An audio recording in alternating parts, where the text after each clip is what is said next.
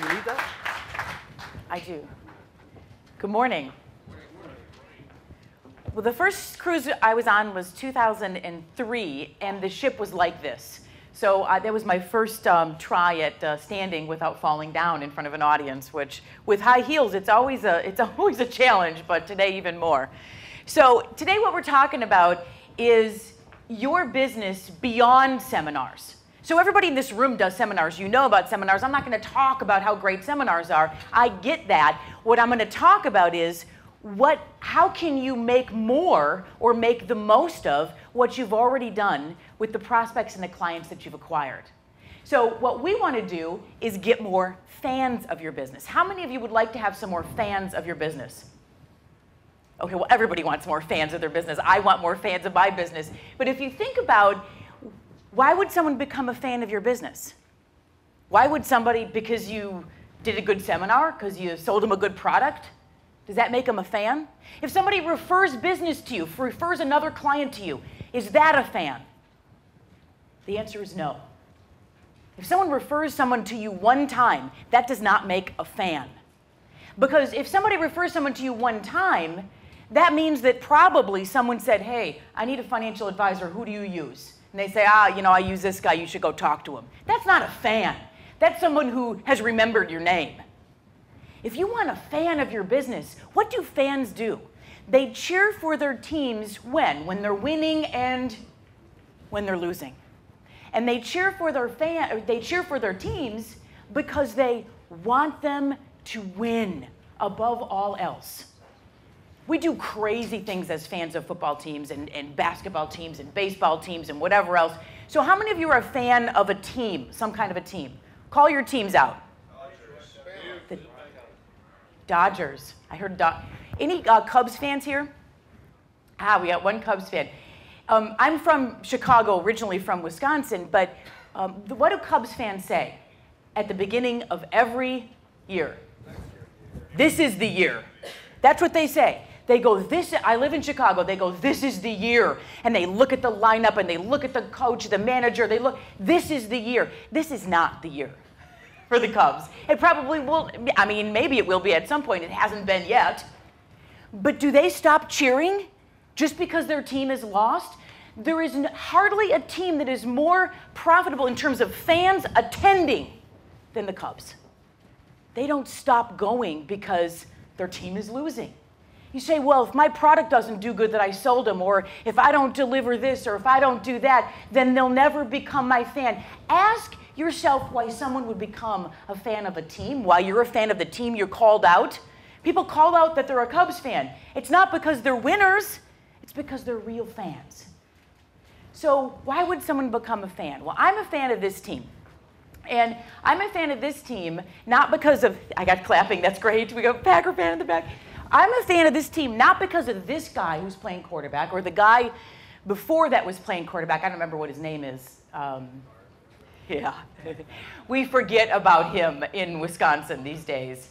Bart Starr was the last good quarterback I remember at the Green Bay Packers. No, I'm joking. But if you think about why someone would become a fan, just because I was born in Wisconsin, does that make me a fan of the team? No. I'm a fan of the team because of this woman. This is my red-haired grandmother. And this grandma was an incredible force in my life. Absolutely incredible force in my life. I don't know how many of you can say that you are also, I was grandma's firstborn grandchild. How many firstborn grandchildren are there? What do you get as a firstborn grandchild? Everything. You would literally get everything. I got all of her time, her attention, her focus. When I was with Grandma, it was all about me. And I don't know how many relationships you have today that are all about you, but I can't conjure up a whole bunch of them that are all about me. So every Sunday I got to spend with my grandmother, and every Sunday I went to Grandma's house, and every Sunday I couldn't wait, get up early in the morning, couldn't wait to go to Grandma's house, because that was my day with my favorite person in the whole world. And what she did and what she and I did in the fall was watch football. I mean, she loved football. So much that she wanted her firstborn grandchild to be a big football fan. People ask me, how did you become a football fan? Why do you name your company Red Zone Marketing? I did it because my grandmother, every game we watched together, my very first memory is actually sitting on her lap watching the Packers play football. My first memory that I can remember. And at halftime of every game we watched together, every single game, she would hand me a piece of paper and a pen and she'd say, it's pop quiz time. And she'd make me break down the offense and the defense from the first half of the game. And I thought it was normal. Like, I had no idea that other little girls weren't breaking down the offense and the defense. I grew up being a football fan. So when I named my company Red Zone Marketing, I did it in the spirit of my grandmother. I wanted to bring her into my company with me. But the reality of what she did for me, she taught me how to be a fan. Because I'm a fan of the Green Bay Packers because of her. And when I go to Lambeau Field and when I got the chance to go to the Super Bowl a couple years ago, who am I thinking about? I'm thinking about her. And that's why we become fans. It's not the tangible, it's not the tactical, it's the way that we make people feel. And if you want more fans of your business, it's not because you sell them good product, although that helps. It's because of the way that you make them feel. So we get all these clients because of our great seminars, but what are we doing? How are we taking it to the next level? So I've written a few books. I've written 7 books, but my main purpose is we have a consulting firm. I have 8 employees in the Chicago area. We help financial advisors get more clients beyond seminars. Obviously, Response Mail has the seminar thing figured out. Frank Maselli has the seminar thing figured out. So I've written these books. The first one is The Connectors, and that book is about business relationships, because when we look at what makes a business person successful, it's their ability to connect and communicate. This is the second book that I wrote called And the Clients Went Wild. Both are published by Wiley. Both continue to sell great. And this is what I'm talking about today. It's taking that relationship to the next level. They know you and they like you. How do we take it to the next level? So I'm going to talk about a bunch of things today, but mostly I'm going to talk about how you can get your current clients, those that are already working with you, to become your advocate, to become a fan of what you do. They know how good you are. Are they telling anybody about it? Are they talking to anybody about how good you are? Do they even know what to say? Oh, he's my financial advisor. That doesn't get anybody to move out of their seat and go give you a phone call. And you wonder why we don't get as many referrals as we deserve. You go, darn it, I'm doing good work for these people. Why don't I get a whole bunch more? Why does it have to be only seminars is the way that we attract new business? My clients who know how good I am should be doing this for me as well. So we're going to talk about 4 absolutes. You should have a handout in front of you. If you don't, raise your hand. Denise Peterson, my very best all-time employees in the back of the room. But I'm just going to go through the 4 absolutes today to becoming, or to find ways to get more fans. So the first absolute is to exploit your uniqueness. Now, every single person in this room is unique. But oftentimes we hide behind the products, we hide behind the service, and we don't let our true self come out. Why?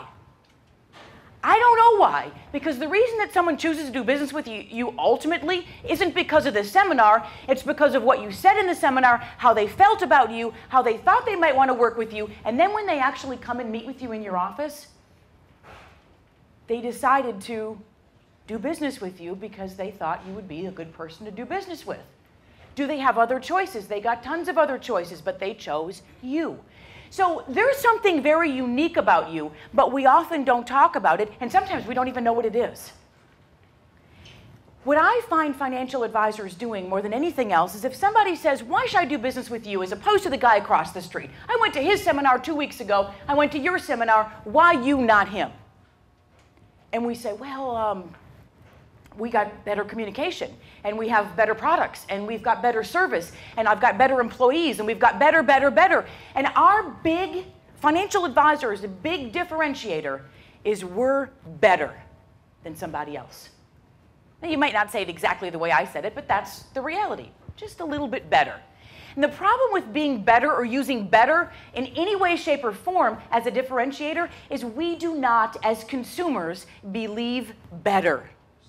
We've always got burnt by better. We've all got burnt by better.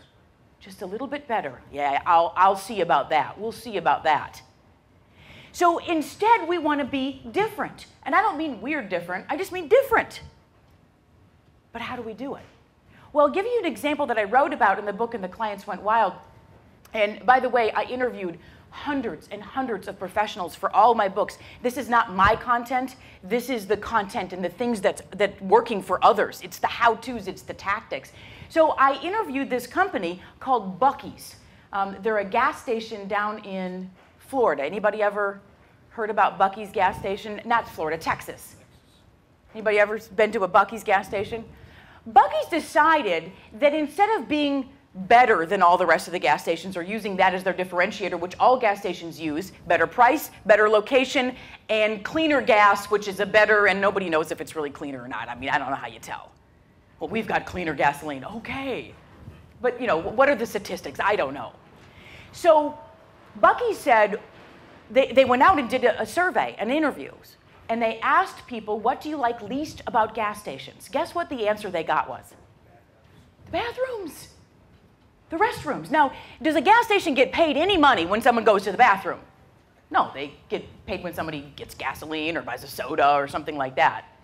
So most of the time we don't think about our differentiator as being something that we don't get paid on. But Buc-ee's decided, you know what we're going to do? We're going to clean up the bathrooms.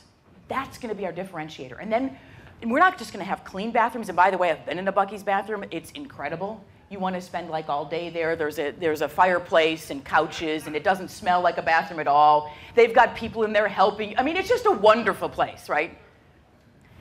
But they said, you know what, if we got clean bathrooms, we got to start telling people about it. Because otherwise, how's anybody going to know? It's what George was talking about before. If you're really good, why not do radio? Why not do TV? Why not tell people about what it is that you do? Because otherwise, how the heck are they going to find out? So Buc-ee's decided that they would tell people. So they put up billboards across the state of Texas that look like this. Only 262 miles to Buc-ee's, you can hold it. Well, you can't actually hold it for 262 miles, but you can imagine as you're driving along the big long roads of Texas and you glance up and you see this billboard, you might actually laugh out loud and you might think, I wonder what this place is all about. I guess maybe they have clean bathrooms. And they have all sorts of different versions of this. One is irreverent as the next. And they're able to attract people to come in and go to the bathroom and buy gas and buy all sorts of other things. The first time I ever went to a Buc-ee's, driving down the road, I was with my husband. We were going from Dallas to Houston. And we saw the sign for the Buc-ee's. And I said, we got to stop there. So we get off the road. We pass 3 gas stations on the way to the Buc-ee's. Now, I've been married for 19 years. What do you think my husband was saying as we're passing the 3rd gas station? Let's just get gas and get back on the road. I said, no, we got to go to the Buc-ee's. So we turn the final corner, and there's this huge parking lot. I mean, a big, like an amusement parking lot. And there's cars everywhere. There's a crowd of people standing in front of the Buc-ee's. They're standing in front of the Buc-ee's, waiting in line with their families to get pictures taken with the Buc-ee's sign behind them. This is a gas station. And then they post those pictures online and say things like, on our last trip to Buc-ee's. No, we take a cruise, that's a trip. We don't take a trip to a gas station. But they've created a cult following around something that is not even something they get paid around. You go into the Buc-ee's, you can buy things from top to bottom. There's t-shirts and mugs and stuffed animals and anything they can possibly put a Buc-ee's logo on it, and people are buying it. Is what you do more or less important than what a gas station does in someone's life? Why isn't anyone talking about you? Why in the heck isn't anyone talking about you? Because you are unique, you are different, and it's not because of the product, the service, the company, it's you. And sometimes we have to add a little bit on to that. So here's and I'm going to give you, this is an example from a financial advisor in Long Island. And he does this as a way to be unique. He's realized that this strategy makes him unique. So beyond Buc-ee's, beyond gas stations, now we're back into financial services. This guy runs this ad. It's a half-page ad in the newspaper. Now, do people still buy newspapers? Well, in small communities where they have a local newspaper, they do. Now, this works in all sorts of other ways, but I'm going to give you this example in the newspaper idea. So he puts this half-page ad in the newspaper in color. Below it, I've cut it off, but below is his picture, and it says call, and it has the phone number. If you'd like a consultation, that's free too. So this says, retirement isn't free, this booklet is. By the way, he gets his books from lightbulbpress.com for $6.95. FINRA letter, totally approved, all of that. He gets 2 to 3 appointments a week from running this ad. How does he get appointments? We're giving away a free book. Because when someone calls to get the free book, and by the way, who's calling for a free book on retirement income? People who are interested in retirement income, and they probably have some investments. So they're calling, and what he does is he has his staff ask 5 qualifying questions, similar to what someone does when you're doing the one-on-one concierge program with Response Mail. And they ask 5 qualifying questions. Do you have a financial advisor? Do you think you have enough money to last through your retirement? Now, all the sort of questions like that. Would you like to come in and meet with Mark? He can give you a second opinion if you'd like. And they're very nice people, and they get appointments 2 or 3 a week when people are calling to get the booklet. But he says that this is not about the 2 or 3 appointments he gets a week, which is nice. He said in his community now, because he has done this ad so many times, once a week, with the retirement income there in his picture, he says he is known as the retirement guy in his community. And when someone is getting ready to look for somebody, they don't even order the book, they call him. He says it has made him unique in his community, and other financial advisors do not like him because he has this persona. Well, when I retire, I'm going to go work with Mark. And I'm not kidding. This guy's a top producer. So this is what I've done to be unique. My last name is Kuzmeski. I married into that name. Kuzmeski is something that no one can pronounce. They cannot spell it. They can't remember it. They can't Google search it. They can't find it. So if I'm trying to be a marketing person that's telling you got to be memorable or something like that, I got to do something else. So I figured I named my company Red Zone Marketing in the spirit of my wonderful grandmother. So how can I take it to the next level? Well, I always wear red of some sort. And I've got a business card that is a football card. Now, am I suggesting that you go out and get football cards printed up? No, but this is the card that I use that has gotten me more business than anything else that I have done in the history of what I do in terms of collateral, because people don't throw it away.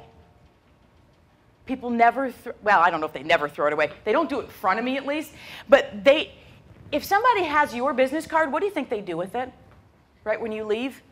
Do they keep it forever? No, they throw it away. This business card, I put all sorts of things on here. It's my connector card. I put things on there like my height and my weight. Behind weight, it says without the pads. And my husband says, 19 years of marriage, I mentioned, that it should say this week. That's not very nice, is it? I said to him, you know what? No one put me on the scale before I printed my own football business cards up. I put whatever weight I wanted on there, and that's exactly what I did. And by the way, this isn't, if I'm looking for some glamour look, I'm not sitting in a football jersey and sitting in my son's football pants and football shoes. I'm looking to stand out. In this age, you got to do something to stand out. If you just be real quiet and real good and real studious, nobody notices you. And in this business, that's not enough. And even if you're doing seminars and you're out there, it's still not enough because your current clients don't know what to say about you. So the second absolute is to brag on your benefits.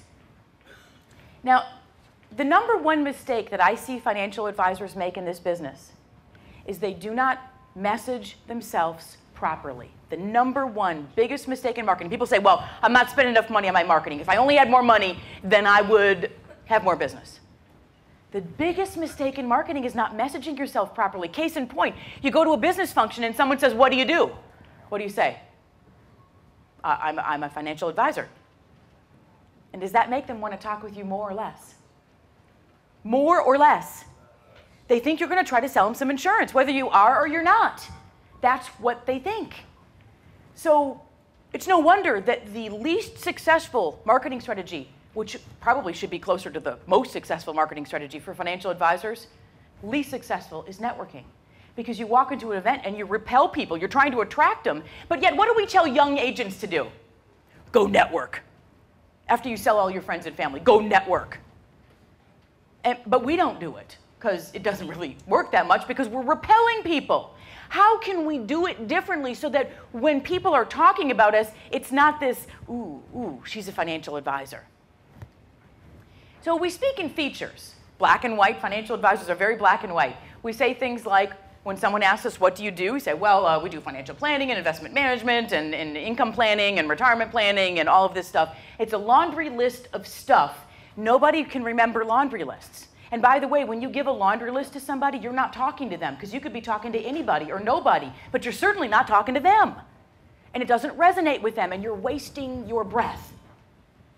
So how do we speak and actually compel someone to want to know more about what we do? And it's not difficult, it just requires one extra step. So if we're talking in features, we're talking in the facts. And if you're talking in facts, you know if you're just talking in facts and features, if you imagine the person that you're speaking to could say this: who cares? I've been in this business for 20 years. Who cares? I've got my CFP. Who cares? I don't even know what that is. 20 years, maybe you're too old. I mean, think about it. We use features, and we hope that the people are just going to come to the benefits. I'm not going to tell you why I'm great. You come to that benefit. You come to that decision of why I'm great. Benefits actually tell them why they should listen, tell them why they should care. But the problem with talking in benefits is it's kind of braggadocious, and sometimes we just don't do it because it makes us feel uncomfortable. I'm talking benefits. I'm a really great financial advisor. I save people from this and that. I do all these wonderful things. It just, you know, the guy's kind of full of himself. But there is a great way, I call it a connector statement, between the feature and the benefit that you could use all the time. And you use it, by the way, with your clients every single time you meet with them and present a new product to them. So the connector statement is, I've been in this business for 20 years. Let me tell you why I think that's important. I've got my CFP. Let me tell you why I think that's important. I've got staff that's been with me for more than 10 years. Let me tell you why I think that's important. Give them the reason why. Again, we do it with our clients. You're in front of a client, you present a product to them, you say, let me tell you why I chose this for you. Let me tell you why I picked this for you. Let me tell you about the research I did to choose this for you. I'm speaking to you. I'm not saying, hey, we're selling this crap to everybody. I'm actually just talking to you. And when you use this connector statement, it's like calling on a student in the back of the big, classroom, where they're sitting back there. It's an 8 a.m. class. They don't want anyone to pay any attention to them. And the teacher or the professor calls them out. You've just called them out when you say, let me tell you why I think that's important to you. Let me tell you why that might be important to you. All of a sudden, it changes everything. I'm a specialist in retirement income planning. Let me tell you why I think that might be important to you. And then you can go on and talk and differentiate yourself from everyone else that's out there. You've got to be prepared to use this verbiage, and that's why a lot of financial advisors don't use it. I don't know what's so great about having my I don't know how to verbalize it. We have to spend a few minutes thinking about, we spend a few minutes practicing our seminars before we do them. Can we spend a few minutes getting ready for our verbiage that we're going to use? So let's say you do walk into a business function and someone says, what do you do? What should you really say? Well, instead of just saying I'm a financial advisor, I don't think you should just say that. Let's say, and I'll give myself a good situation, let's say I walk up to a group of teachers at a business function, and the teachers, I walk up to them and introduce myself, and they say, oh, well, what do you do? And I say, well, I'm a financial advisor, and actually we specialize in working with a lot of teachers. In fact, we found that some teachers right here in Lake County have been making a lot of mistakes on their 403B selections. Really? Like what kind of mistakes? All of a sudden, I'm a heck of a lot more interesting than if I'm somebody who's trying to sell them insurance or sell them something or sell them anything. And that's what they get when I say I'm a financial advisor, period. So we have to add some more of that in there. And by the way, what do you think your prospects and clients are saying about you? She's a financial advisor. That doesn't sell anybody anything. We want someone to say something really great about you, something different. We want people who want us to win. That's what good fans do. They're not someone who gives you a referral once. They're someone who goes out and proactively looks to find people to do business with you. And how many advocates do you need of your business like that? How many advocates do you need? Most professionals, and we've done a lot of research on this, most reasonably successful professionals have 5 business advocates, 5 people who will get up in the middle of the night to serve you, to help you, to do anything with a business problem. If you went from 5 to 10, would it change your career? Would it make your seminars more successful? Would it make everything in your business more successful? What if we want 5,000? 5,000 advocates? Yeah, you can do that. But it takes a lot of work because someone doesn't become an advocate because you just won or you got them a good product once. You got to work on it. They have to actually like you. And we'll talk about that in a second. So the third absolute is to go viral. Here is a critical spot for all of you that are doing seminars. Because what happens when you're doing seminars is that people are looking at you in different ways before and after the seminar that makes a really big difference as to why someone might actually choose to come to your seminar or do business with you. How can you get your message to go viral? See, your brand is what other people are saying about you. You say, well, my brand is what I say it is. Nope. Your brand is what other people say it is. But in the unique instance of the internet, your brand is what you say it is. And that's got to match what other people say that your brand is. If somebody says, oh my gosh, she's incredible, and they go to your website and it looks like it was built in the late 90s when they didn't even have websites, say, well, this isn't the firm I want to work with. This doesn't look like a progressive firm that knows how to manage money.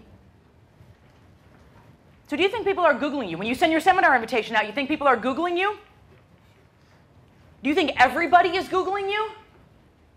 The statistics are that 9 out of 10 people will Google you before they ever come in to see you. 9 out of 10. So what does that mean? It means whatever people are finding out there about you are going to impact your seminar registrations, they're going to impact your appointments, and they're going to impact your sales. And I'm not suggesting that we got to have this big, wild social media presence. I agree with George. I've written a lot of books, papers, and articles on social media. Social media is a great brand exposure tool. But for financial advisors, I'm not going to choose my financial advisor because I saw him on Facebook. So what are some things that you can do to make sure that when someone does Google you, that they can find you? Here are 3 free tools that you can use to stay on top of what people are finding out about you. Number 1, Google yourself on a regular basis and see what other people are finding. You got to know. And if you don't like it, there are solutions. You hire an SEO expert, you get somebody to come in and help you, because if you don't, you're shooting yourself in the foot. You go, I got the best invitation, it worked great last time, and then they didn't know. And I had this happen to a financial advisor. He's in California. I said, when was the last time you Googled yourself? He said, oh, it was a while ago. I said, well, let's do it. So he Googled his name, and the first thing that comes up was his website. And the second thing that comes up is a murderer in Tennessee with the same name as his. He goes, well, we got to call Google and we got to get that down. This is what's happening to me. So people are seeing that and they're thinking, we can't call Google and get it down. The only thing you can do is get more out there about you, more presence, more articles, more blogs, more whatever it is.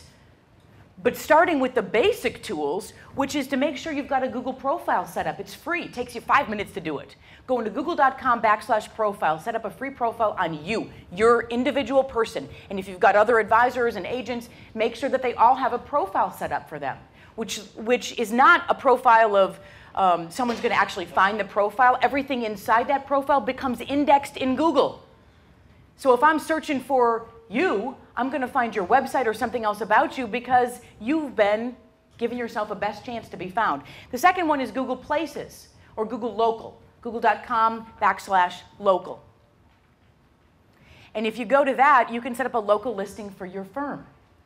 If you haven't set up a local listing for your firm, when someone searches for financial advisor in San Antonio and you haven't listed yourself for free on Google, it takes you 5 minutes to do it, then you're not going to come up in that first listing of the free listings under Google with a map to your office and a link to your website, and it's free. It's like the old days of Yellow Pages, but it actually works. And the other one is Google Alert. Set up a Google Alert on your name, your company name, and other agents and advisors that you work with, and even sometimes, don't tell them, the staff. Because your whole image is based on today, what's out there on the internet. Because I could say to my closest friend, you've got to go see my financial advisor. Here's all the reasons you need to go. He can really change your life, whatever. What is the first thing that she's going to do? She's going to Google search them, and she can make her own decision based on what I said in combination with what she sees. So we can't get referrals today without having some kind of a presence online. So your online reputation plan includes your website and maybe some of the other things that you do. Again, you don't have to do all of those social media things. We've got a book that tells you how to do it if you want to do it. But most advisors, I'll talk to them on the phone and I'll say, I don't think you need to do all of this social media stuff, but you need to have a good presence.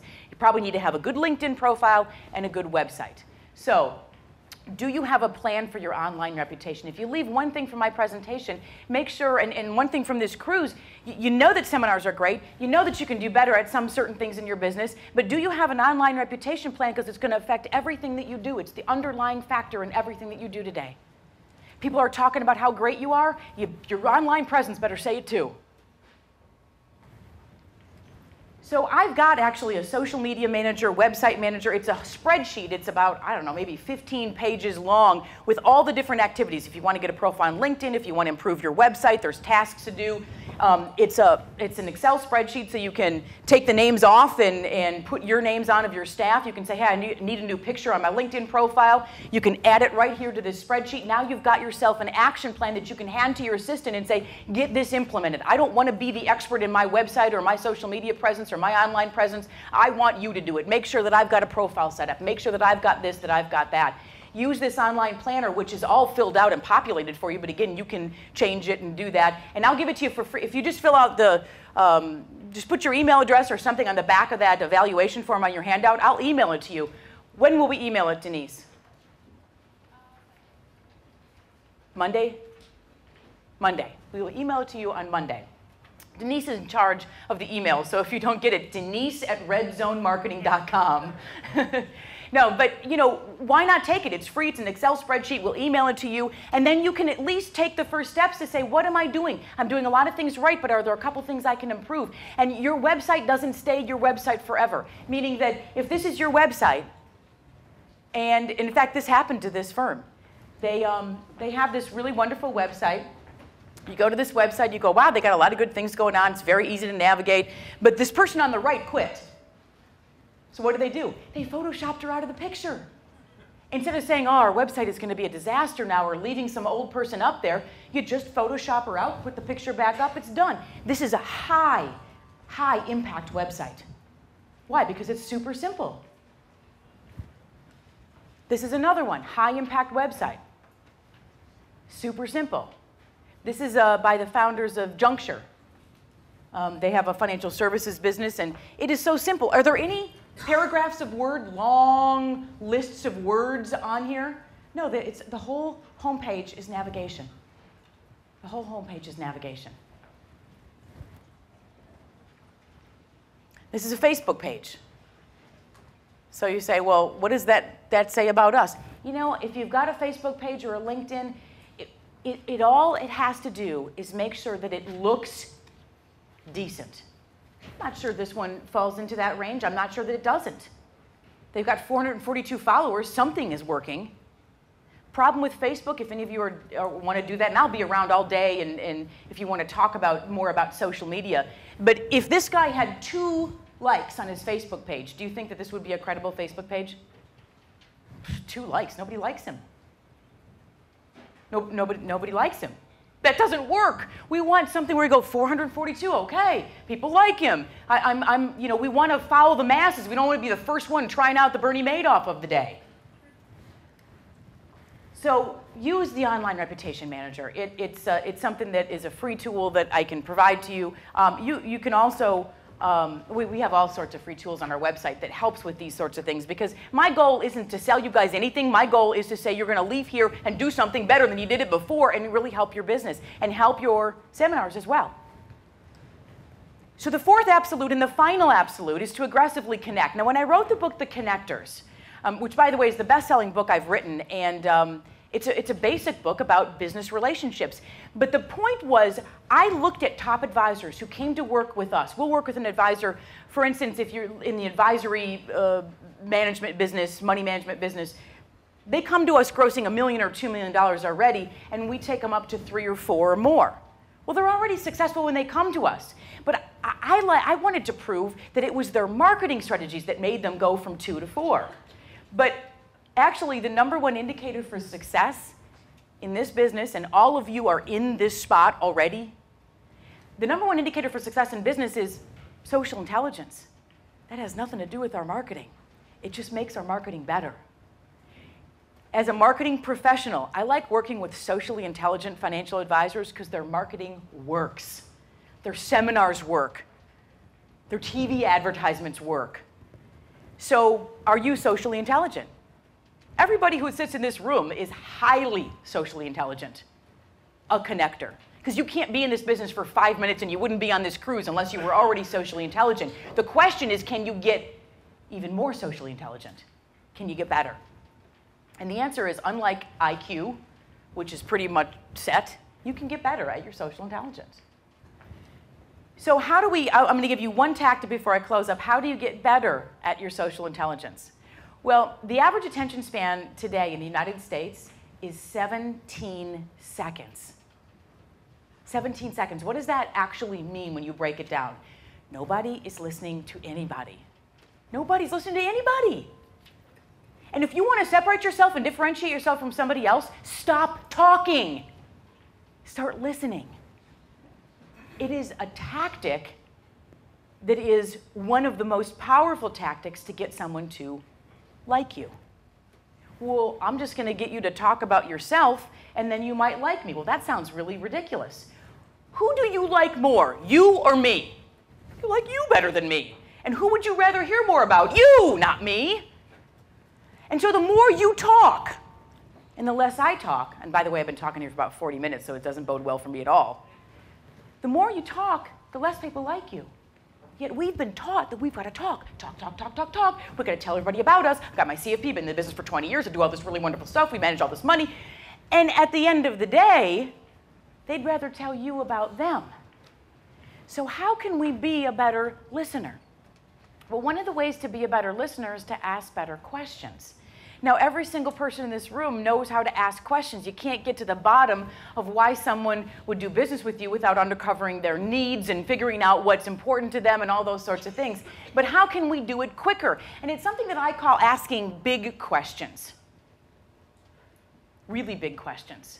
A question that requires somebody to answer the question. So, as a for instance, the opposite of that is, if I'm standing outside before this meeting and one of you comes up to me and says, "Oh, hey, how you doing?"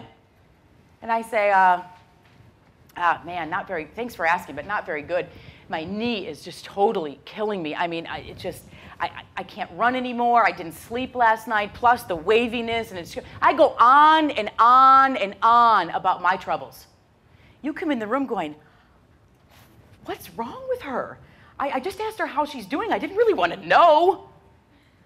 Wait a minute, you asked me how I'm doing, but you didn't really want to know. Yet at some point, we're assuming that our clients or our biggest prospects are just going to give it up to us. When we're not used to saying things until we're ready to say them. I'm not going to tell you about me until I'm ready to say something about me. I think maybe you're ready to listen to something about me. Your prospects, especially your biggest prospect, the bigger the prospect, the bigger the lie. You ask them a question, they lie to you. They lie to you. And we let them lie. Mr. Big, Huge Prospect, how's your health? Oh, it's pretty good. They don't know whether they want to do business with you yet. They're not going to rattle off their health history. They say it's pretty good. That's not true. It's simply not true. And do you have to know their health in order to recommend the right solution? Of course you do. So if you think about this, what's a better way of asking the question? It's by asking a big question. Instead of saying, Mr. Big, Huge Prospect, how's your health? You say, Mr. Big, Huge Prospect, what's your biggest health concern? Because when you say, what's your biggest health concern, they won't give you one answer. They'll give you one, then they'll give you another, then they'll give you another. The average is they'll talk about 5 different things going on in their health. They might even talk about their parents. You've asked a question that requires them not to lie and to tell you something. They're not going to say, oh, I don't have any health concerns. That's just not true. No one says that. So if you say, what's your biggest health concern? The key word is, what's your biggest health concern? There's other questions you can ask. I know financial advisors, in fact, I learned this one from a huge financial advisor, who is, when he's in front of somebody who is working with somebody else, has another financial advisor, he says, what's the one thing you wished your current advisor would do? Instead of saying, you work with Morgan Stanley, are you kidding me? And you criticize the competition, you've criticized their judgment. Okay, so other big questions, and if you can't hear this, I can tell you about it later. So what's your biggest health concern? What's the one thing you wished your current advisor would do? They won't tell you one thing that they don't like about that person. They'll tell you one, and then they'll tell you another, and I wish you'd communicate with me, and this, and that, and the other thing. And you have now an arsenal of things that you can say at whenever it's the most appropriate time. The other thing is, if you're in front of a business owner, what's your biggest challenge? They've got 1,000 challenges. You're in front of a business owner, what's your biggest challenge? They'll pause. When you ask this question, the first thing they'll do is, that's a good question. And then they'll think about it. And while they're thinking about it, are you connecting with them? Because you care about something that's important to them. And by the way, business owners are not walking down the street telling everybody about their business challenges. Are you? Well, let me tell you, I had trouble making payroll last week. No one talks about that. But if you say, what's your biggest challenge? Boy, you know, it's cash flow, or it's succession planning, or it's, you know, whatever it might be, you're going to get not one answer, but you're going to get a lot. And that's the way that we can connect better, is by asking questions that make them answer. Let's say you're in front of someone who just became a grandmother. And instead of saying, wow, it must be great to be a grandmother, say, what's the one thing that surprised you most about being a grandmother? And you might actually get a few tears of joy. Think about how you're asking the questions that you're already really good about by adding the biggest thing, the one thing, the worst thing, your favorite thing, and you will be able to sit and connect. And I am not kidding you when I tell you that the more you talk, the less people like you. The more they talk, the more they like you. And it goes contrary against everything we've been taught in this industry, because we've got to have our sales script, and we've got to have our elevator speech, and we've got to know what to say. When it is your turn to say, you want to make sure that you're saying something decent, but get them to talk. I've got an advisor I work with in Sarasota, Florida. He says if he can get the prospect to talk for 85% of the very first meeting that he does, 85% of the time, he said the sale just closes itself. So we've got great seminars that fill up our appointments. We get our appointments. Let's close more people. Let's get them to like us quicker. Let's get them to trust us. And by the way, when that happens, they go and tell all sorts of other people about us. And that's what we want. We want other people that have already become our clients, to become our fans. They know how good you are. Tell somebody about it. Now, I can talk at length about the different kinds of referral scripts and things like that you can use, but you know it and I know it. Most of your referrals come when you don't ask. They just come. And they'll come more if you had just a few more fans than you have today. So thank you very much. I appreciate your time today. I didn't fall down, so it was a big win.